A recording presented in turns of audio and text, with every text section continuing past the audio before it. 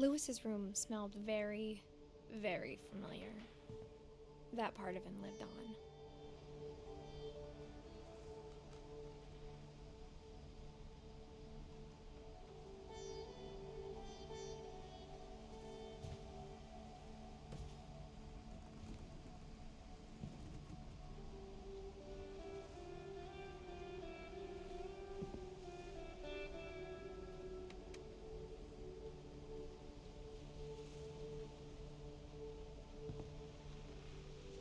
Lewis and I spent a lot of time playing games together, but he was surprisingly bad at them. He died a lot.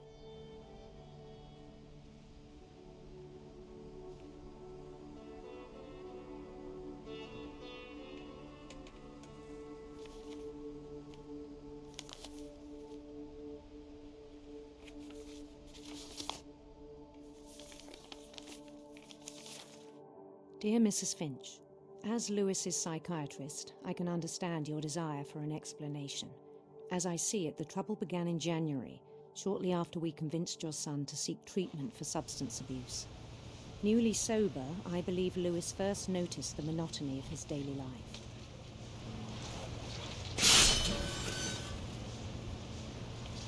He kept working at the cannery, but he withdrew part of himself. In our sessions, I saw the same behavior. His mind began to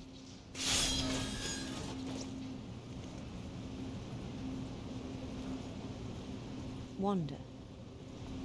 I asked him to describe it. He said he started small, imagining a labyrinth. He'd feel his way about.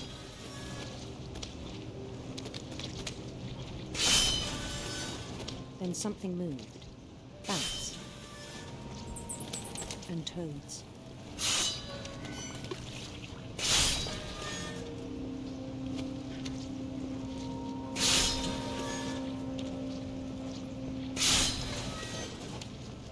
And things that have not names.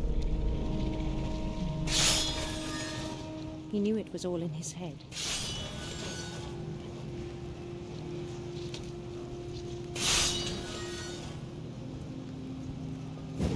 He took it very seriously. I had hoped he'd find himself.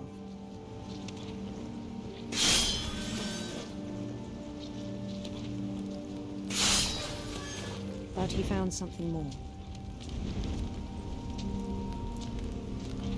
I worried about him then. Daydreaming at the cannery. I spoke with his boss. But he said Lewis had become a model employee. Methodical, tireless, focused. Like a whole new Lewis. So I let him go on.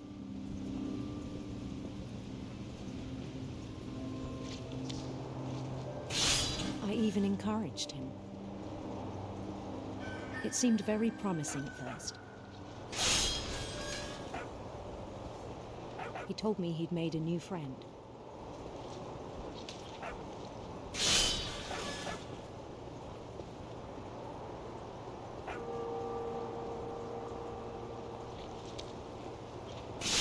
On the edge of a city he named Lewis-topia. He built the city up slowly, brick by brick.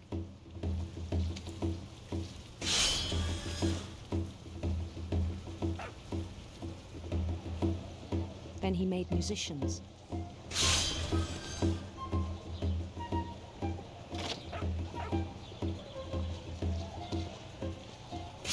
And songs for them to play. He talked about starting a band. And he was always humming something. Every day his imagination grew stronger.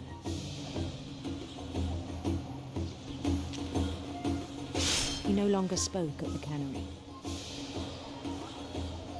but his chopping was as reliable as ever.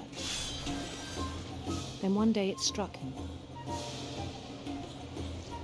At all the cheering crowds, Even the stones under his feet were all in his imagination, so he could do whatever he wished.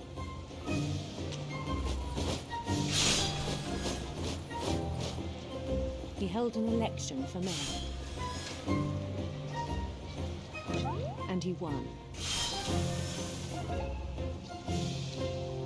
They begged him to stay, but his mind was already wandering. It became a game for him.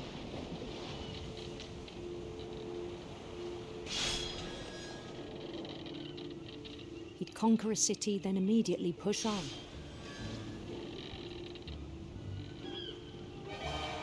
New Louisville.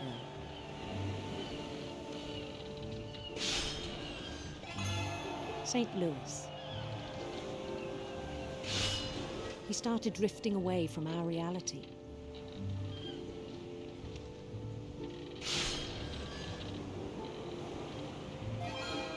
Minneapolis, until one day he forgot to go home from the cannery. Even as his mother pleaded with him, part of Louis kept sailing on.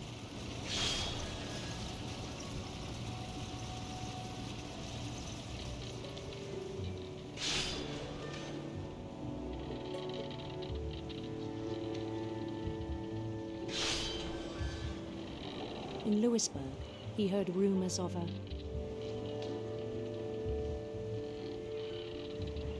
handsome queen.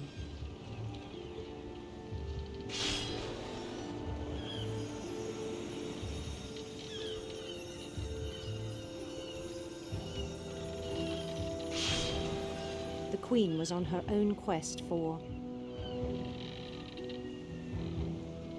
sinister serpents.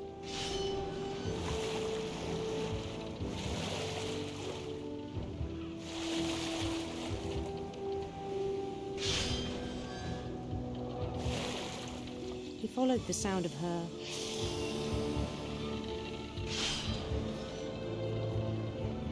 silver harp.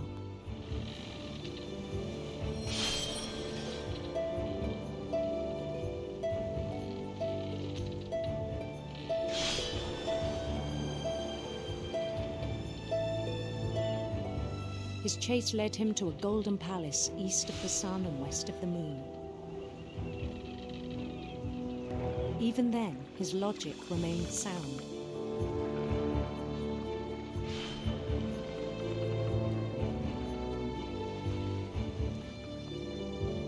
He knew the world was all in his imagination.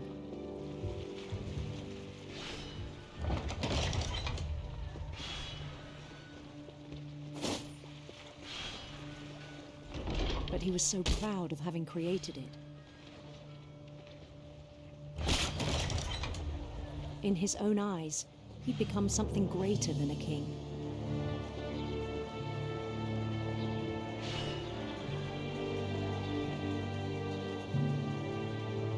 For someone who'd never known success in the real world, I think it was overwhelming.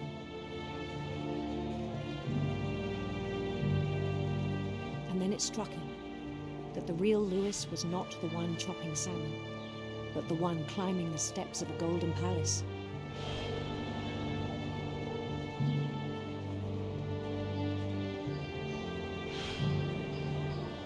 My imagination is as real as my body, he told me. It was hard to argue with him.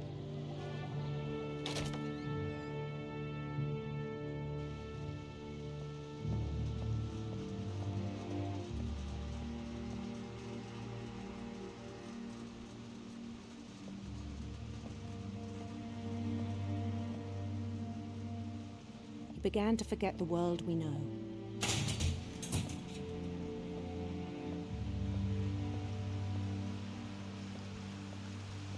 I think it pained him to remember Louis, the cannery worker.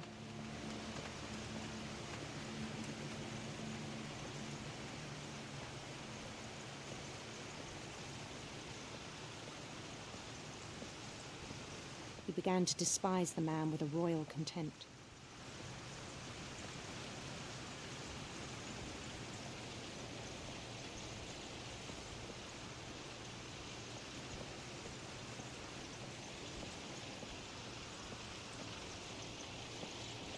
I still thought I could save him.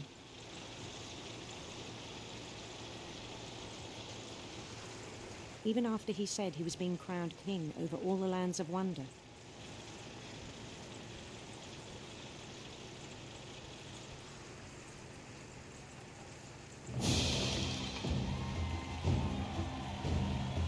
The palace would be packed with his companions.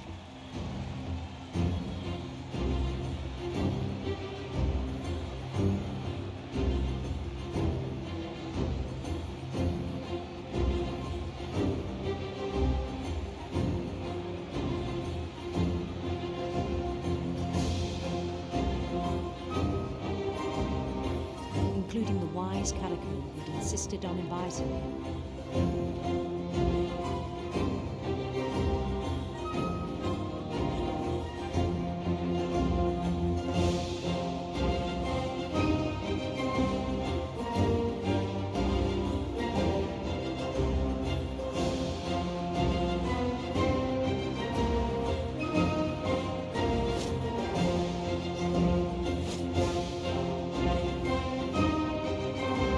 His queen waited, holding his crown.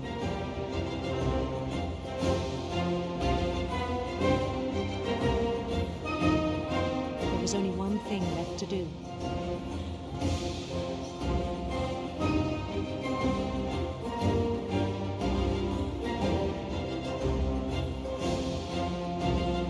Bend down his head.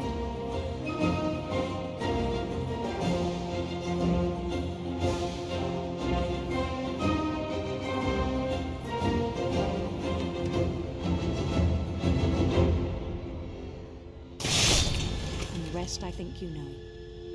Mrs. Finch, your son was a kind man who will be missed by all of us who knew him.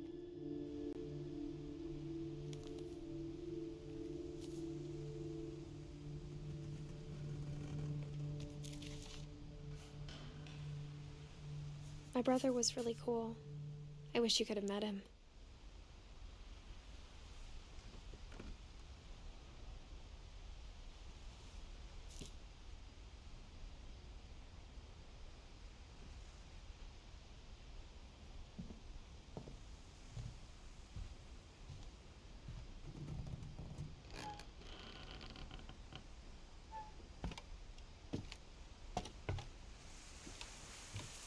On the way back from Lewis's funeral, my mom told me to start packing.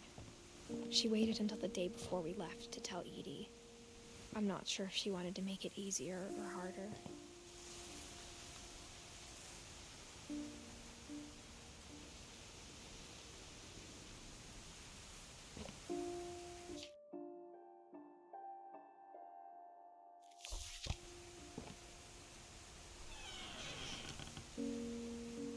I wish we'd stayed.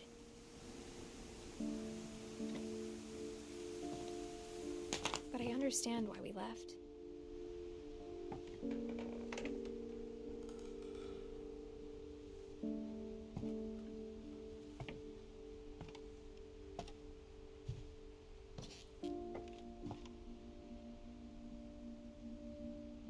My mom ended up leaving everything behind.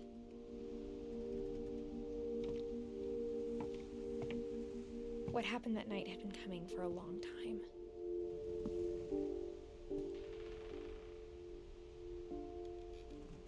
Maybe it should have come sooner.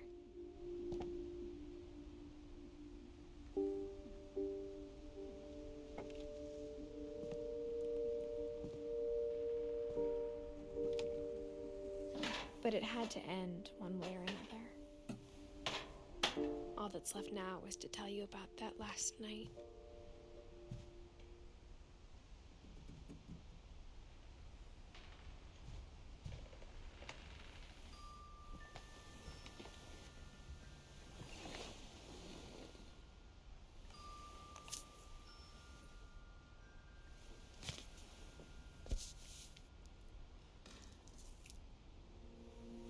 That whole last day, Edie just watched us pack and didn't say a word.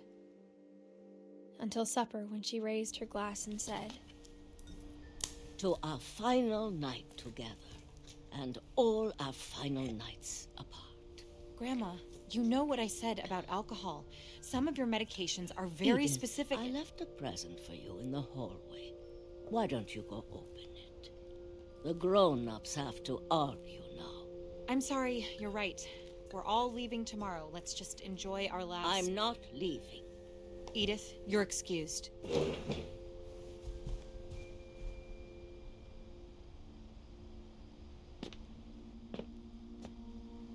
The power had been shut off that morning, but Edie always had plenty of candles. When my mom sealed the library, I don't think she knew about the other entrance. Or that Edie had a key to it.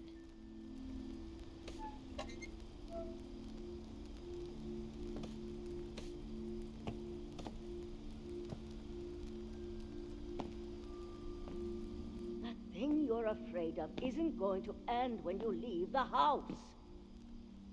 Edith has a right to know these stories. My children are dead because of your stories. I think it's best if Edith and I leave tonight. We'll have the nursing home send a van for you in the morning, okay?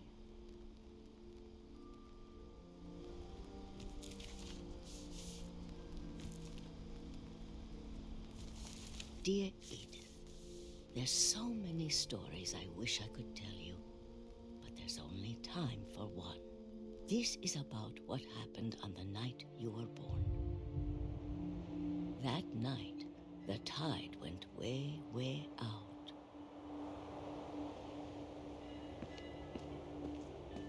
It was the first and last time I ever saw the old house aground. There'd been an earthquake out in the middle of the ocean. They called it the lowest tide in 1,000 years. God, it smelled awful. You know, I've seen that house every day of my life. But I never thought I'd go back to it.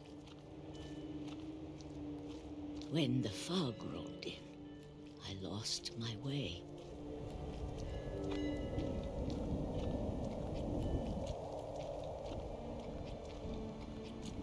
I got turned around.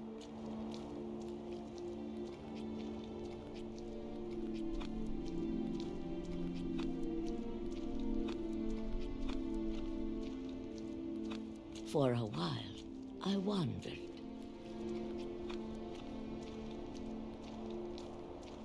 I started seeing things.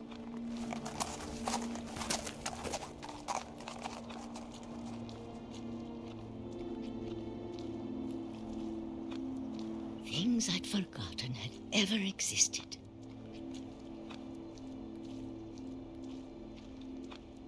But when I saw them, they felt like old friends. That night, a lot of things came back to me.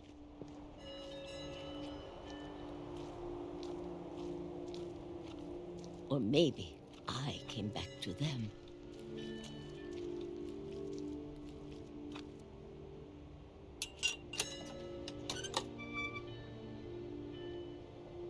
Things I can't explain, but that I need you to try and... Edith, what are you doing in here?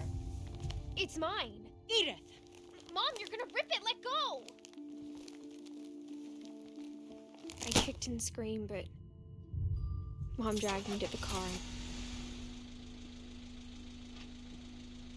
I never saw Great-Grandma Edie again. The next morning, the van came to pick her up, but she was already gone.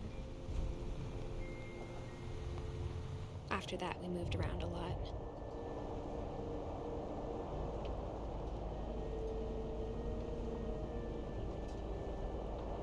We both tried to make the best of it.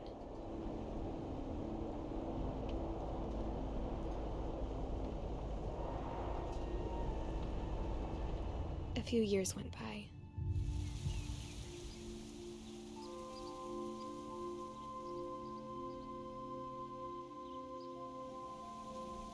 My mom didn't like to talk about it,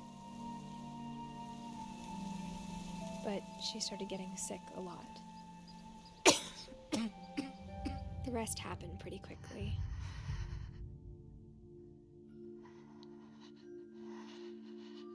She got better for a while, and then she didn't. And then I was alone.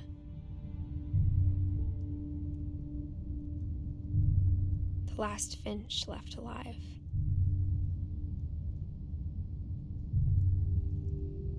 Until I found out about you. I'm still not sure what to tell you about all this. If we lived forever, maybe we'd have time to understand things. But as it is, I think the best we can do is try to open our eyes. And appreciate how strange and brief all of this is. This journal was supposed to be for you. But now I hope you'll never see it. I just want to meet you and tell you all these stories myself. But I guess if you're reading this now, things didn't work out that way.